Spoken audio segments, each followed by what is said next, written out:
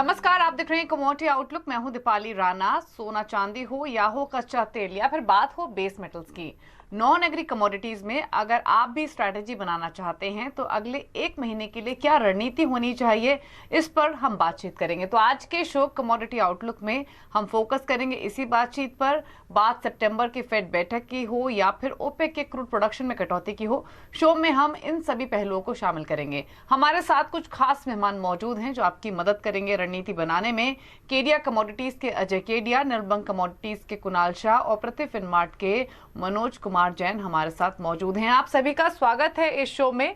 और फोकस हमारा अगले एक महीने के पर्सपेक्टिव से रहेगा और उसी हिसाब से समझने की कोशिश करेंगे कि रणनीति या आउटलुक बन क्या रहा है ट्रेडर्स के लिए और इन्वेस्टर्स के लिए। और शुरुआत सोने चांदी के साथ करेंगे क्योंकि बुलियंस में हमने वापस से थोड़ी सी रौनक लौटते हुए देखी है एक करेक्शन के बाद। और अगर आप हाल फिलहाल का प्राइस मूवमेंट देखेंगे तो 3 दिनों की तेजी के बाद सोने में आज वापस थोड़ा सा सुस्त कारोबार बना है टूवर्ड्स फ्राइडे, लेकिन हमने एक रिकवरी लोअर लेवल से आते हुए देखी है।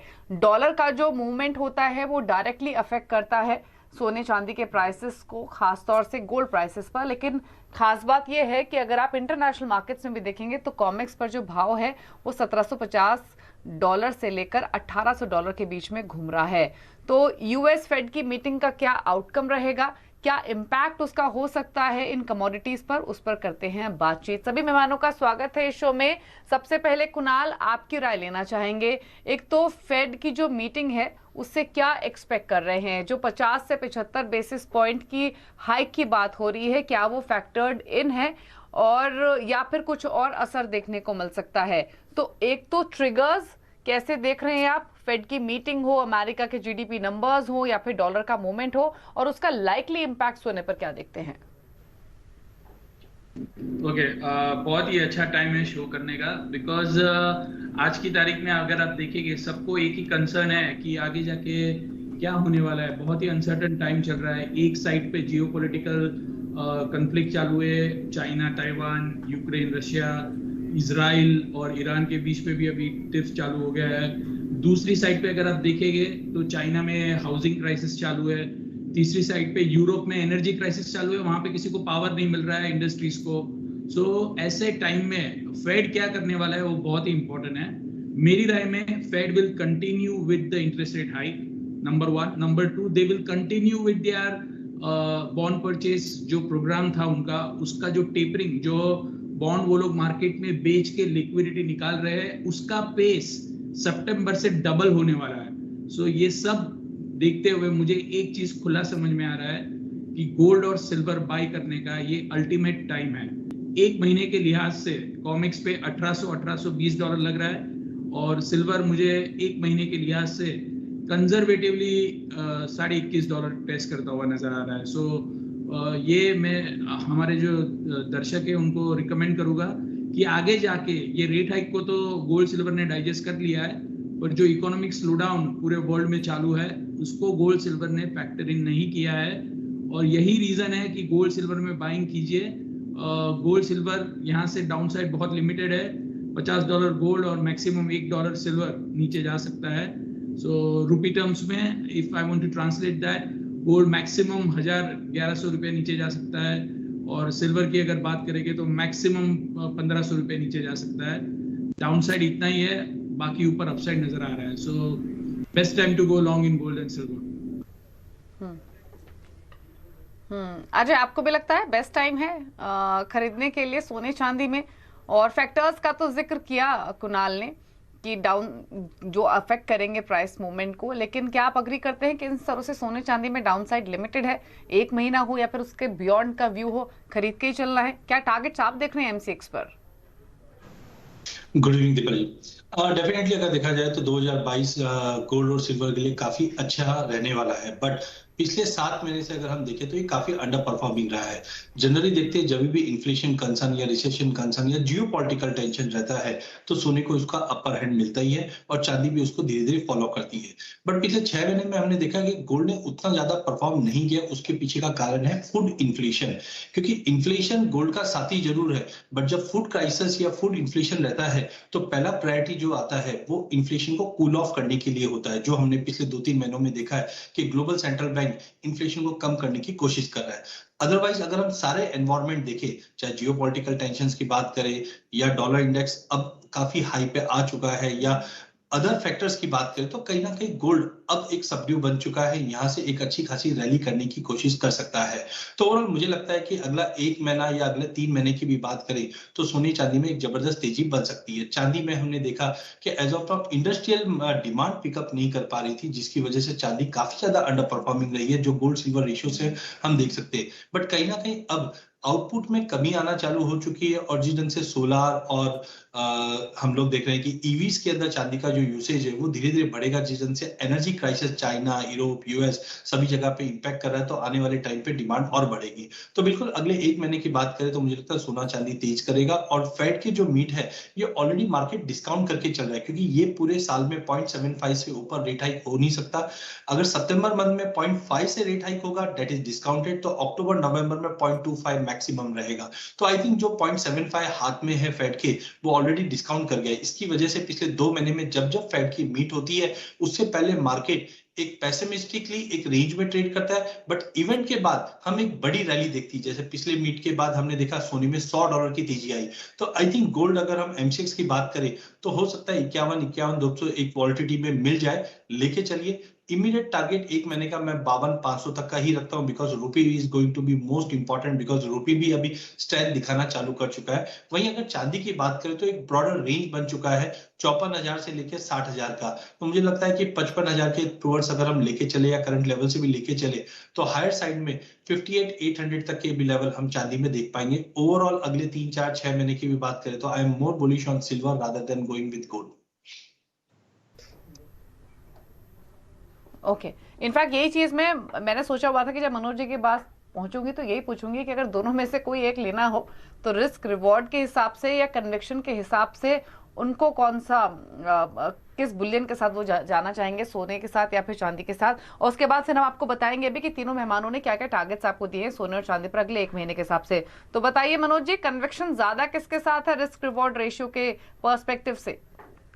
नमस्कार दीपाली जी, बिल्कुल जहां तक कन्विक्शन की बात है तो यहाँ पे चांदी में जो बढ़त है वो सोने के मुकाबले ज्यादा देखने को मिलेगी। हालांकि सोने में भी तेजी रहेगी, और हमारा मानना है कि यहाँ पे 1815 डॉलर जो है वो सोने में देखने मिल सकता है। लेकिन चांदी में यहाँ इंटरनेशनल मार्केट में 20.50 से $21 तक के जो स्तर है वो फिर एक बार देखने को मिल सकते हैं। यहाँ पे चाइनीज स्टिमुलस जो है वो रिसेंटली देखने को मिला है, तो उसका भी सपोर्ट यहाँ पे एज ए इंडस्ट्रियल मेटल जो है चांदी को मिलेगा। तो हमारा मानना है कि जहां तक कन्विक्शन की बात है तो रिस्क रिवार्ड जो है वो चांदी में ज़्यादा फेवरेबल नज़र आता है, लेकिन जो बढ़त जो है वो दोनों ही प्रीशियस मेटल्स में देखने को मिलेगी। तो सोने में यहाँ पे 52,200 तक के लक्ष्य के लिए बाइंग की जा सकती है अक्टूबर कॉन्ट्रैक्ट में। वहीं अगर चांदी की बात करें तो यहाँ पे 58,500 से 59,000 तक के जो स्तर है वो दिसंबर कॉन्ट्रैक्ट में जो है देखने को मिल सकते हैं। तो ओवरऑल ट्रेंड दोनों ही प्रेशियस मेटल्स के लिए फेवरेबल है। जो भी डिप मिलता है उसको एज ए बाइंग अपॉर्चुनिटी के रूप में देखना चाहिए, और एक अच्छी बढ़त की उम्मीद यहाँ पे सोने और चांदी में जो है वो देखने को मिल सकती है।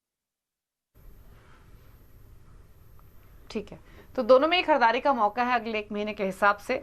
मनोज जी ने 52,200 के टारगेट की बात कही है सोने में, अजय का 52,500 का टारगेट है और कुणाल का टारगेट है 53,500 का। तो यानी इतना तो मान के चल सकते हैं तीनों एक्सपर्ट से बातचीत करके कि एटलीस्ट 52,500 तो अचीव होने की हाई प्रोबेबिलिटी है। ऑन अ हायर साइड 53,500 तक भी जा सकता है। सिमिलरली सिल्वर में भी खरीदारी की अपॉर्चुनिटी 58,500 के टारगेट्स की बात मनोज जी ने की है। कुणाल मानते हैं कि 57,800 के आसपास जा सकता है और अजय के टारगेट भी 58,800 के हैं। तो अगेन सिल्वर में 57,000 के ऊपर के टारगेट्स तो आप एक्सपेक्ट करके चल ही सकते हैं।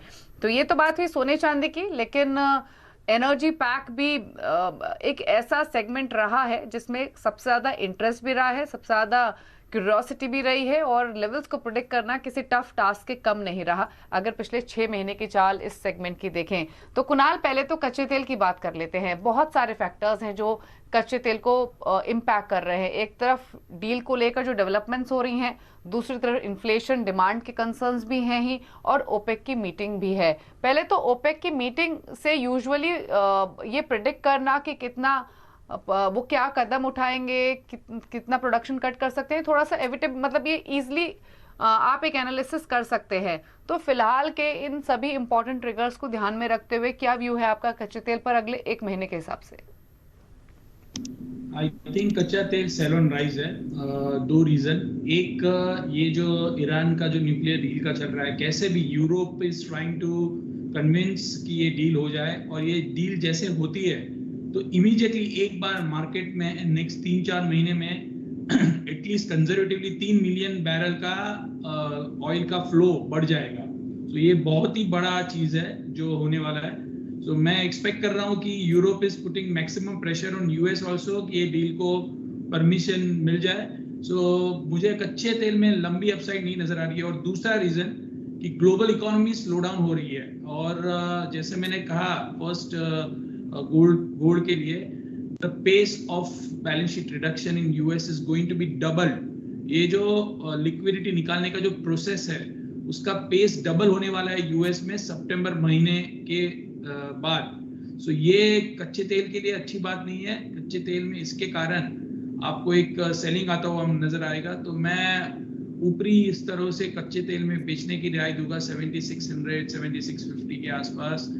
मुझे लग रहा है 7100 तक के लेवल या 7000 रुपए के लेवल आपको एक महीने में कच्चे तेल में देखने मिलेंगे। ओके, तो सेल ऑन राइज की स्ट्रैटेजी कुणाल लेके चल रहे हैं कच्चे तेल में। हालांकि पिछले कुछ दिनों में जो भी चर्चा हमारे कुछ एनर्जी एक्सपर्ट से हुई, उनका भी कहना यही था कि वोलेटिलिटी काफी हाई रह सकती है, जैसे जैसे डेवलपमेंट्स अनफोल्ड होंगी उसका असर दिखेगा, लेकिन इन स्तरों से अपसाइड डाउनसाइड बहुत ज्यादा नहीं दिखाई दे रही है। बट अजय, आपका क्या व्यू है क्रूड पर? आप सेल करके चलेंगे या डिप्स पर कोई खरीदारी की अपॉर्चुनिटी दिख रही है आपको? देखिए दीपक जी, मुझे पहले हमारा जो व्यू है वो नेगेटिव ही था, बट जिस ढंग से अभी $92 ब्रेंट टच करने के बाद जो रिकवर किया है ये थोड़ा क्रूशियल है। अगर आप 3 से 6 महीने की अवधि की बात करेंगे तो डेफिनेटली कच्चे तेल में गिरावट आ सकती है और बढ़ेगी। लेकिन प्योरली अगर एक महीने का व्यू लेके चलता हूं तो उसमें दो इंपॉर्टेंट ट्रिगर है। पहला है ईरान की डील को लेकर जिस ढंग से यूएस के हमने पिछले दिनों में जो स्टेटमेंट्स आए हैं वो थोड़े से एक डिस्करेज करता हुआ दिखाई दे रहा है। डील जरूर होगा but that will take time. And secondly, ये यूएस के अंदर हरिकेन सीजन अगस्त से स्टार्ट हो चुका है, and there is a hope के करीबन 5 से 6 इस बार कैटेगरी 2 और 3 के हरिकेन्स रहेंगे which could impact the supply.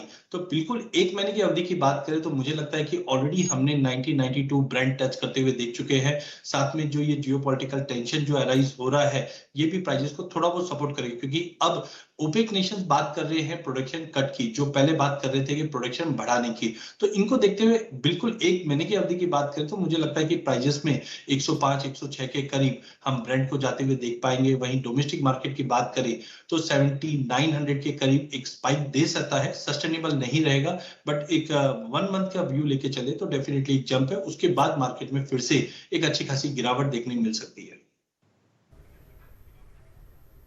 ठीक है, तो व्यू यहाँ पर बिल्कुल क्लियर है। पहली बात तो ये कि अगले एक महीने में शायद रेंज में कच्चा तेल रहे, नीचे की तरफ जाए तो खरीदारी के मौके दिखेंगे, ऊपर जाएगा तो बिकवाली के मौके रहेंगे, लेकिन पोस्ट 1 मंथ करेक्शन आ सकती है। अब फोकस करते हैं नेचुरल गैस पर, क्योंकि ये एक हॉट कमोडिटी रही है। और मनोज जी, एक्सपेक्टेशंस तो ये है जैसे जैसे विंटर सीजन को अप्रोच करेंगे शायद प्राइसेस अपनी जो स्पर्ट है, जो तेजी है, उसको बरकरार रखें। आपके टारगेट्स क्या हैं? खरीद के चल रहे हैं या कोई और स्ट्रैटेजी है? नहीं, बिल्कुल यहाँ पे जो मोमेंटम है नेचुरल गैस में स्पेशली वो पॉजिटिव बना हुआ है, चाहे वो टेक्निकली बात करें या फंडामेंटली। हम देख रहे हैं कि यूरोपियन यूनियन में जो है एनर्जी का बड़ा क्राइसिस है, और यहाँ से जो सप्लाई है रशिया से वो भी कम होते हुए दिख रहे हैं। तो उसके चलते यहाँ पे जो नेचुरल गैस की कीमतें हैं वो पॉजिटिव बनी रहेगी। आने वाले समय में यहाँ पे विंटर का जो डिमांड है वो भी निकल कर आएगा, तो वो भी कीमतों को सपोर्ट करेगा। तो नेचुरल गैस यहाँ क्लियरली बाय ऑन डीप जो है हम कह सकते हैं। अब सितंबर कॉन्ट्रैक्ट यहाँ से एक्टिव कॉन्ट्रैक्ट होगा, तो उसमें जो भी डिप्स आते हैं 734 से 722 के रेंजेस में, तो वो बिल्कुल बाइंग की अपॉर्चुनिटी के रूप में देखना चाहिए। वोलेटिलिटी काफी ज्यादा है, इसलिए स्टॉप लॉस को जरूर फॉलो करें। 696 के ऊपर जब तक है तो यहाँ पे चिंता वाली बात नहीं है। तो 696 के नीचे का एक स्टॉप लॉस लगा के चले। ऊपर में फिर एक बार 780 800 तक के लक्ष्य रखे जा सकते हैं। तो जब तक 696 के स्तर यहाँ पे नेचुरल गैस में M6 पर होल्ड है, यहाँ पे बाय ऑन डिप की रणनीति बना के चलना चाहिए।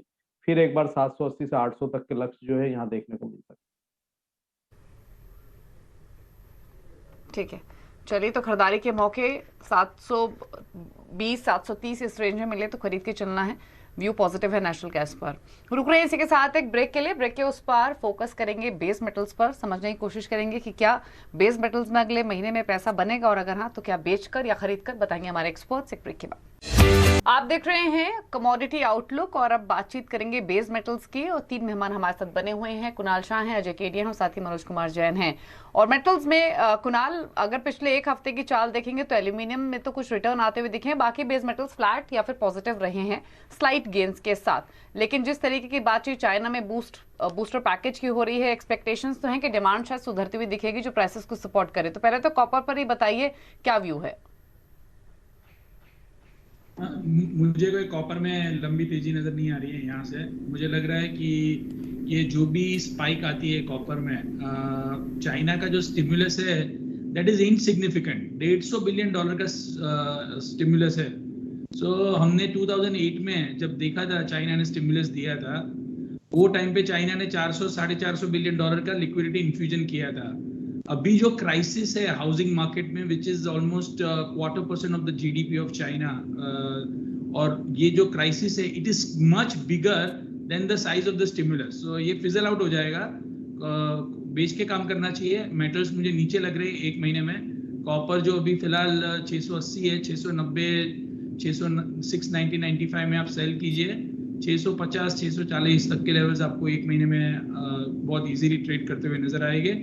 डिमांड सप्लाई साइड से अगर आप देखेंगे तो फिलहाल एलएमई और शंघाई में स्टॉक कम है, तो ये सब चीज देखते हुए छोटी मोटी तेजी अभी आ सकती है, बट फंडामेंटल ज्यादा तेजी के नहीं है। मैक्रो इकोनॉमिक आउटलुक खराब है तो कोई तेजी लंबी होगी नहीं। ओके। आपकी स्ट्रैटेजी क्या है अजय? बेस मेटल्स में आप कुछ पिक करेंगे क्या? बिल्कुल, पूरे बेस मेटल पैक की बात करें तो जो एक ऑरा बना हुआ है चाइना की तरफ से, उसकी वजह से हमने रिकवरी भी दिखी। रिकवरी का एक दूसरा कारण ये भी है कि हमने पिछले 3-4 महीने में जो बड़ी गिरावट दिखी थी, इसके बाद एक टेक्निकल रिट्रेसमेंट भी है। बट डेफिनेटली मैक्रो नंबर्स है वो कोई भी सुटेबल नहीं है, और जिस ढंग से चाइना एफर्ट्स कर रही है ये कहीं ना कहीं संकेत देता है कि अभी भी इकोनॉमी में कंसर्न्स बने हुए हैं। तो ये टेक्निकल बाउंस है, ये कंटिन्यू रह सकता है अगले 1 महीना, बट उसके beyond we have to see the numbers के कैसे नंबर आगे मूव करते हैं। तो कॉपर की बात करें तो ऑलरेडी हमने देखा कॉपर में काफी अच्छा रिट्रेसमेंट आया हुआ है, 8000 के ऊपर एलएमई पे भी ट्रेड कर रहा है। डोमेस्टिक मार्केट में मुझे लगता है कि प्राइजेस 690 तक का एक पुलबैक दिखा सकता है।